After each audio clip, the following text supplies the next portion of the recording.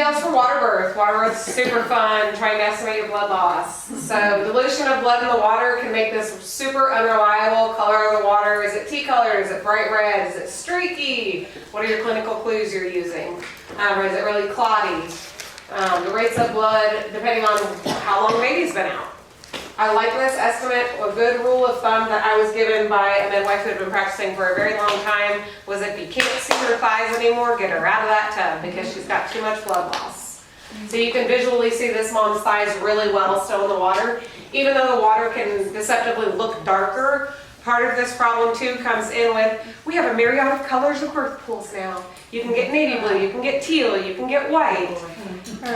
Hooray! So this is going to be a new adjustment for EBL for everybody, is what color is your birth pool that you're measuring against? So another rule of thumb is if you have a flashlight and you can't see the bottom Yep. of the pool, Yes. between 3 and 5. So again, get out. Right. Yeah. Because you're going to estimate better EBL-wise on land than you are on water. That's just another human thing. Sorry, I meant 300 and 500. 3 to 500, yes. Yes, ma'am. Something that I found, and I sort of changed the way I do things, is if they clot a lot, the clots don't fill, you can't see, it doesn't change the color of the water as much. Right. And so I have just for my own self determined, if they're bleeding right after birth, we're getting out of the pool. Yeah. Because I can't judge it well Right. enough. And I ended up getting her out minutes later Mhm. to go to the toilet, and she passes out on me. Right. And we call 911, we go through that whole thing, and then find out she'd lost 1,000 when we cleaned the pool out and found giant clots. Right. You know, so I'm like, yeah, I'm not doing that again. Yes. So, So immediate assessment of the maternal condition, including her vitals, fundal tone, and your visual estimation. So this is a good visual right here on EBL. This is an Aquadula tub, about 150 gallons. So if you know how many gallons your birth pool holds, the large birth pool in a box is about 150 gallons. The mini is about 125, so you're about 25 gallons less. So you got 15 mLs on that first little blob, you've got 65, and then same 65 right here and right here. This is just dispersed in the water versus immediate gush. This is 165, 265, dispersed and a gush. 365 moved around. We got 465 here and 565 there. You're at 665 at the bottom, 765, 865, and 965. The flashlight rule, you're obviously not getting, you're not going to see when you get to this point at the bottom of your pool, for sure. If you're lucky and you're not super dispersed, you might see it at 500. What you need to watch is that disbursement where that thick blood is still staying until it starts moving around that birth pool. So we're going to go back a little bit to herbs. Placenta ease, what's in placenta ease, a bunch of different formulas. You really have to look at your own individual formula that you've ordered. I tend to order the same brand from In His Hands over and over. Wish Garden, I believe, is the one that I use. Could be wrong, but I have to look back on it. It's got Dong Quai in it, Blue Cohosh, Shepherd's Purse. I do like cotton root to help too. Cotton root's an amazing one that will help us in this situation. You sure buy organic cotton root? Yes. Yeah. Or go to your local midwife who has a bunch of herbs in her kitchen. And makes an anti-bleed tincture. Yes, she does. So your Angelica is going to support your uterine tone. Your Blue Cohosh is going to encourage that uterine contraction. Your Shepherd's Purse helps clamp down the uterus and slow the bleeding. So you're giving it 1 to 2 dropperfuls repeatedly as needed. Every few minutes, and it's most effective when used in combination with other measures such as uterine massage, breastfeeding, emptying the bladder, and medications if indicated. Hemholt herbs. What's Hemholt? It's a common mixture of different herbs put into one tincture bottle to use. When I am at a birth, when I put my setup up on the table or dresser or wherever, my Hemholt and my Placenta Ease are in my emergency red bag for PPH.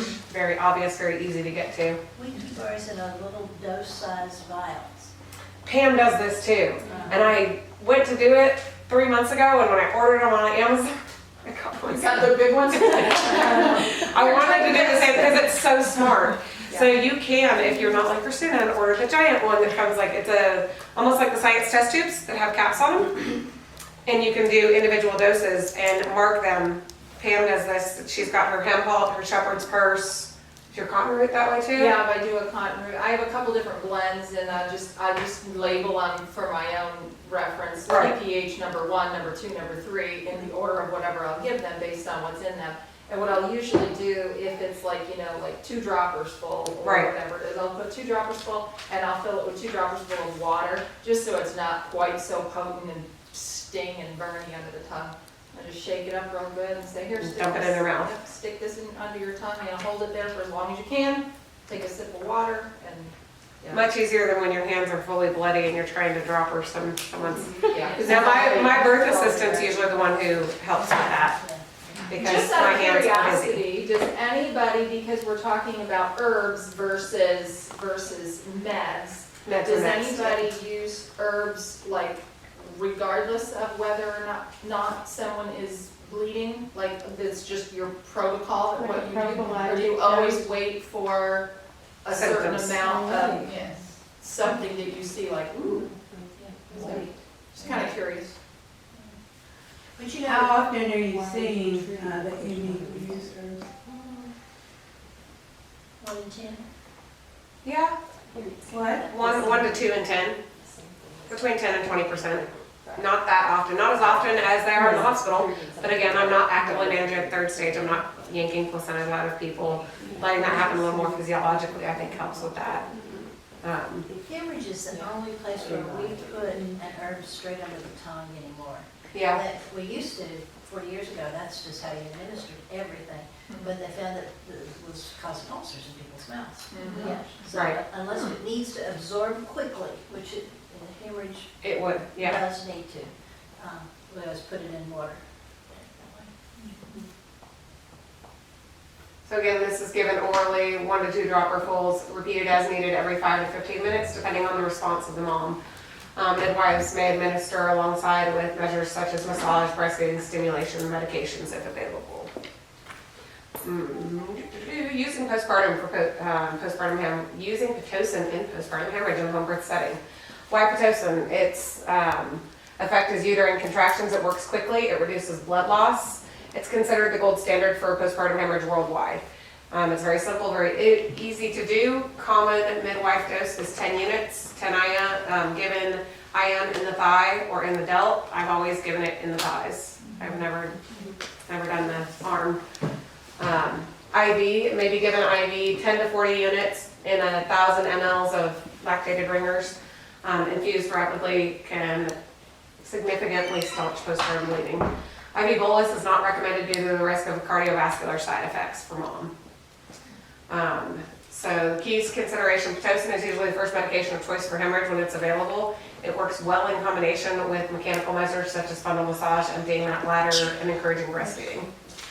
If bleeding persists at this point, despite Pitocin, additional agents such as misoprostol, Methergin, if not contraindicated. Methergin has got a contraindication list I'll talk to you about in just a second. Or herbs. Your herbs, I want you to use wisely. I want you to do your own research, and if you don't know, talk to an herbalist. We have a resource right here in Arkansas. Deb will let you know. I have messaged Deb before. I have a client who wants to take this herb. It says it's not contraindicated on some websites, it says it is on others. What do I do about this? And she will give me the most up-to-date information when she gets a chance. She's a busy lady. She's a busy lady. So, I have not had to use Pitocin since I've been making my own anti-bleed. nice. Picture. Very good. 20 years, 30 years maybe. Wow. Yeah, I've got it, but I don't have to use it. For midwives attending home births, carrying and being confident in using Pitocin, whether it's IM or IV, provides a vital layer of safety for PPH to your clients. Using misoprostol for postpartum hemorrhage in a home birth setting. Why misoprostol? Stimulates strong uterine contractions to help control that bleeding. It's easy to administer without IV access. It's heat stable, it doesn't need refrigeration, it's affordable and widely available when it's in your state regulations or in your standing orders in your state. How can it be given? Sublingually, can dissolve under the tongue for fast absorption. Buccally, tucked between that cheek and gum. Rectally is not the standard of care anymore, although it is still practiced in most hospitals on up to date. It just says not to do it rectally anymore, to insert into the rectum if the mom is vomiting and can't tolerate oral meds. I wonder why. I don't remember what the reason was when I was researching.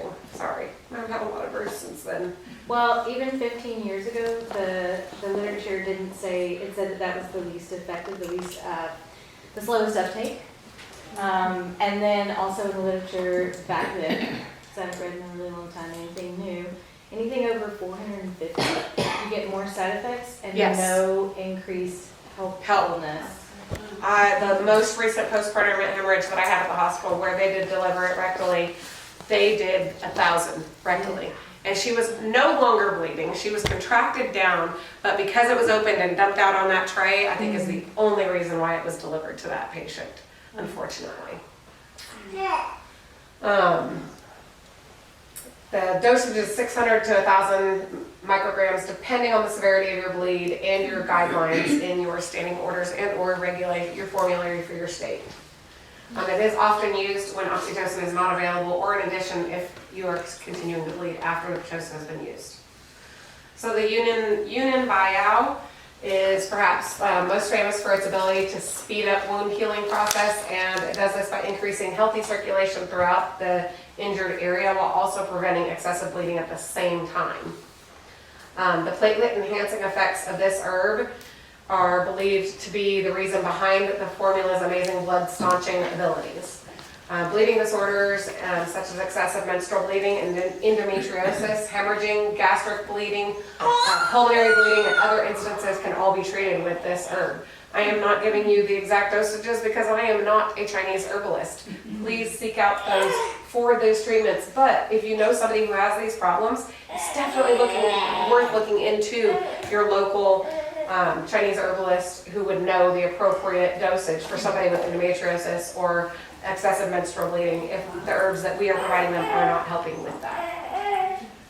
Capsules can be opened and sprinkled on that tear like I talked about earlier, and 2 capsules by mouth. Q6 was the most common that I found for 12 to 24 hours postpartum for PVH.